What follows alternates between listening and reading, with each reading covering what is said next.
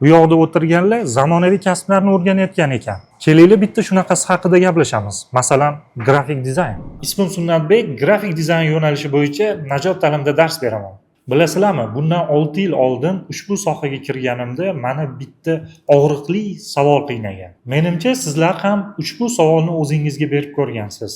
O'zi kimlar grafik dizayner bo'la oladi? Qiziqmi? Bugungi videoda siz to'liq javob olasiz. Grafik dizayner bo'lish uchun maxsus bir standart yo'nalish yoki talablarga amal qilish kerak degan qoida yo'q. Ammo ba'zi umumiy qobiliyatlar va sifatlar mavjudki, ular grafik dizayn sohasida muvaffaqiyatli bo'lishga yordam beradi. Birinchisi, ijodiy va vizual qobiliyatga ega bo'lish. Grafik dizayner bo'lish uchun eng muhimi yaxshi ijodiy fikrlash va vizual tasavvurga ega bo'lishdir.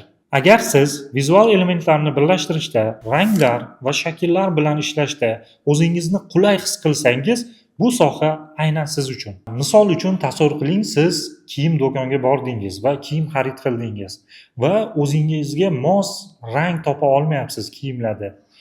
Bu juda ham qiyin masala. Lekin agar siz rangni topa olsangiz va o'zingiz juda ham zo'r kiyina olsangiz, bu soha siz uchun bo'lishi mumkin.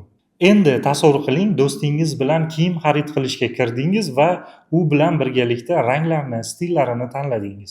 Va siz ham u kiyimni tanlashga hissa qo'shdingiz. Bu degani sizda vizual qobiliyat bor degani va sizga grafik dizayn sohasini maslahat beramiz.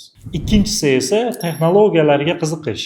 Grafik dizaynerlar turli xil dasturlardan foydalanishadi. Misol uchun Adobe Photoshop, Illustrator, InDesign, Figma va boshqa dasturlar.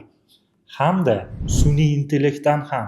Agar siz texnologiyalarga qiziqsangiz va yangi dasturlarni o'rganishga tayyor bo'lsangiz, ushbu soha siz uchun.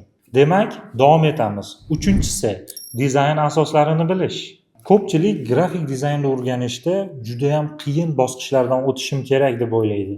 Lekin aslida esa grafik dizayner ko'proq erkin va ijodiy fikrlaydigan soha. Yoshligingizda futbol jamoasiga muxlislik qilib, ularning emblemasini chizgan bo'lsangiz, demak sizning tomiringizda dizayner qoni bor. Demak, to'rtinchisi, o'ziga ishonch bo'lishi.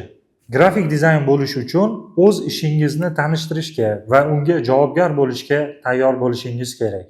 Siz ishlayotgan loyihalaringizni mijozga ko'rsatishda o'zingiz hayajonlanmasdan zo'r turishingiz juda ham muhim hisoblanadi. Bilasizmi, grafik dizaynerlar o'zini tayyorlagan loyihasiga nisbatan juda ham ishonchi baland bo'lishi kerak. Kelaylik sizlarga bitta voqeani aytib beraman. O'zimdan qiyoslasam juda ham hayajonlanganman. Qachon hayajonlanganman? Birinchi suhbatimda juda ham hayajonlanganman. Ya'ni misol uchun menda qanaqa bo'lgan? 6 etajli bino turibdi va qaroqman, men bu binoga kira olmayman, duxim bosimda. Chaqirishgan suhbatga, HR nima qilib turibdi? Hammada bo'ladi, zdaniyaga kira olmaydi. O'zi xijolat bo'ladi-da. Ya'ni men shuncha o'rgandim sohani, men kuchliman emas. O'sha payt birinchi suhbatda shunaqa bo'lar ekanda. Ya'ni men mosman, keyin o'chirib tashlaganman. O'zimni polyotga tiqqanman-da telefonni. Qochib ketganman. Ya'ni men bora olmayman emas, lekin unga keldim deb qo'yganman-da. Zdaniyaga keldim. Xuddi IT parkka o'xshab uzun bino ekanda. Men shu yerda ishlaymanmi deb o'zimni Samatsenga tushirganda keyin ketgan. Shuni men yetkazib bermoqchiman. Menimcha hozirgi o'quvchilarda unaqa hayajonlanish yo'q bo'lsa kerak. Hozir hammasini duxi baland, yoradigan o'quvchilar bo'lsa kerak.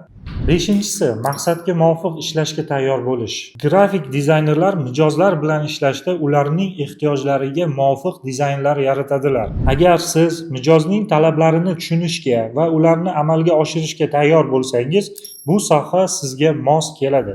Bilib qo'ying, ishga kirish oson, lekin u yerda qolish qiyin. Oltinchisi, tajriba olishga tayyor bo'lish.